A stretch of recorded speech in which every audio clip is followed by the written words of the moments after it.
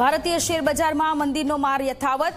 સેન્સેક્સમાં 1400 પોઈન્ટનો જોરદાર કડાકો તો નિફ્ટીમાં પણ 400 પોઈન્ટનો ઘટાડો। સોના ચાંદીના ભાવ પણ તૂટ્યા।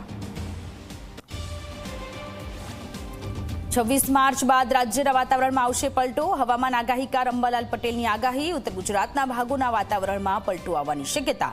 40 થી 50 કિલોમીટરની ઝડપે પણ ફૂંકાઈ શકે છે પવન।